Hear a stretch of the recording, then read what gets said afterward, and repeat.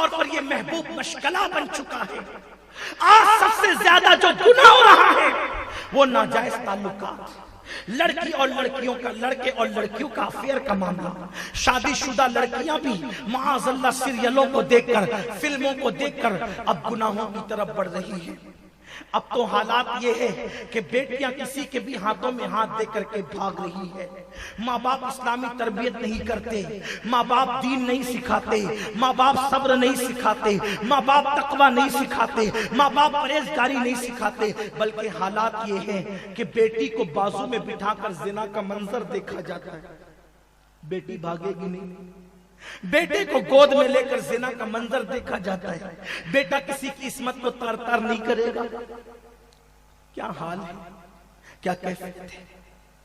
آج یہ گناہ بڑی تیزی کے ساتھ عام ہو رہا ہے۔ اپنی گفتگو سمیٹتے ہوئے عرض کروں، کچھ نوجوان ایسے بھی ہیں جب کوئی دوست گناہ کرنے کے لیے جاتا ہے، کسی لڑکی سے ناجائز تعلقات قائم کرنے کے لیے، تو وہ دوست اس کو منع کرنے کی بجائے اس کا سپورٹ کرتا ہے۔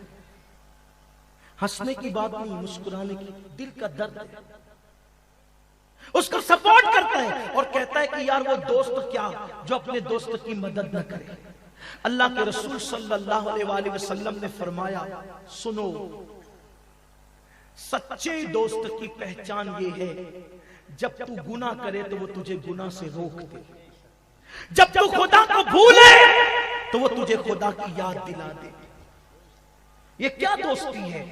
اور یاد رکھنا، اگر تم نے کسی کو گناہ پر مدد کی، اگر کسی کی مدد کی گناہ پر، قرآن کہتا ہے وَلَا تَعَاوَنُوا عَلَى الْإِثْمِ وَالْعُدْوَانِ، گناہ پر اور برائی پر ایک دوسرے کی مدد مت کرو۔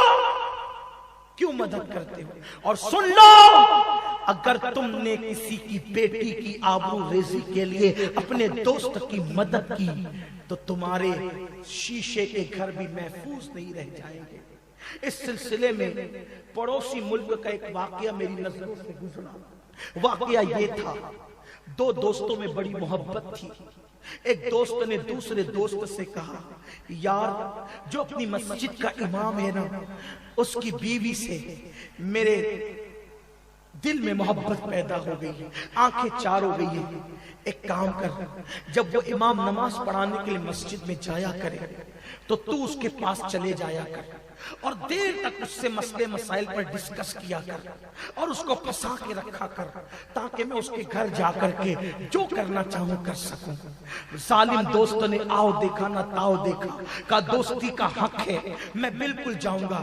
اللہ کے لیے تو مسجد میں کبھی نہ گیا، دوست کے لیے مسجد میں جاتا، نماز پڑھتا، مسجد کے امام کو روک لیتا، مسائل میں الجھائے رکھتا۔ بیچارہ بھولا بالا سیدھا سادہ امام اسے جواب دیتا رہتا اخلاص کے ساتھ۔ کئی دن گزر گئے، ایک دن اس جوان کو احساس ہوا میں کتنا بدبخت ہوں کہ میں نے ایک دوست کی خاطر مسجد کے امام کو دھوکہ دیا۔ مجھے کام کرنا چاہیے کہ اپنی غلطی کا اقرار کر کے اپنی مسجد کے امام سے معافی مانگ لینا چاہیے کہ میں نے ان کے اعتماد کو ٹھیس پہنچایا۔ وہ مسجد آیا، امام کے قدموں کو پکڑ کر کہنے لگا، امام صاحب میں نمازی نہیں اور علم دوست انسان نہیں، میں ایک بدبخت انسان ہوں، میں نے اپنے دوست کی خاطر آپ کے اعتماد کو ٹھیس پہنچایا۔ امام نے اس کی طرف نظر بھر کے دیکھا، کیا مطلب؟ میں سمجھا نہیں آپ کی بات کو۔ تو اس نے کہا، امام صاحب میرے دوست نے مجھ سے کہا تھا کہ انہیں تمہاری بیوی سے پیار ہو گیا ہے اور ناجائز تعلقات پیدا ہو گئے ہیں، تو جتنی دیر میں آپ کو مسجد میں روک کے رکھوں گا اتنی دیر تک وہ آپ کی بیوی سے جا کر بیٹھ کر باتیں کرے گا، ہنسی مذاق کرے گا، ملاقاتیں کرے گا۔ تو میں آ کر آپ کو پھنسائے رکھتا تھا تاکہ آپ دیر سے گھر جائے، تاکہ وہ آپ کی بیوی کے ساتھ جو چاہے کر سکے۔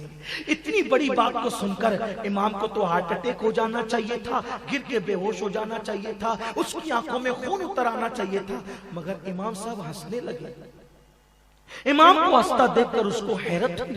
اس نے کہا، امام صاحب میں آپ کی بیوی کی آبرو ریزی کی داستان سنا رہا ہوں اور آپ ہنس رہے ہیں۔ امام صاحب نے بڑی سادگی سے کہا، میرے بھائی میری کون سی بیوی سے تیرے دوست کے ناجائز تعلقات ہو گئے؟ میں تو ابھی کنوارا ہوں، میری تو شادی بھی نہیں ہوئی ہے، میرے گھر میں میری بوڑھی ماں اور میرے بوڑھے باپ کے سوا کوئی رہتا نہیں ہے، ابھی تو میرے لیے رشتہ دیکھا جا رہا ہے، میری کوئی بیوی نہیں ہے، تو میری کون سی بیوی کے ساتھ تیرے دوست کے تعلقات قائم ہوئے؟ جیسے امام نے یہ جواب دیا فوراً اس کے دماغ کی بتی جل گئی، پیروں کے نیچے سے زمین کھسک گئی کہ جب امام کی شادی نہیں ہوئی تو میرا دوست جاتا کس کے گھر تھا؟ جب تحقیق کیا تو پتا چلا کہ یہ اب شیشے کے گھر میں بیٹھ کر کسی کے مٹی کے گھر پہ پتھر مار رہا تھا، اس کا شیشے کا گھر خود چکنا چور ہو گیا۔ معلوم کرنے پہ پتا چلا امام کی تو شادی ہی نہیں ہوئی، خود اس کا دوست اس کے گھر جا کر کے گل چھرے اڑاتا تھا۔ اب بتاؤ دوسرے کے گھر کا جلانے والا کیا اس کا خود کا گھر نہ جل گیا؟ میرے پیارے آقا علیہ السلام کے پیارے دیوانوں، یہ صورتحال ہے، اور اچھی طرح یاد رکھو مغربی قوتیں تمہیں اسی گندگی میں ڈبونا چاہتی ہے۔ میری قوم کے جوانوں، سیدنا امام حسن مجتبی نے فرمایا تھا پاک دامن رہو، تمہاری بیویاں بھی پاک دامن رہے گی۔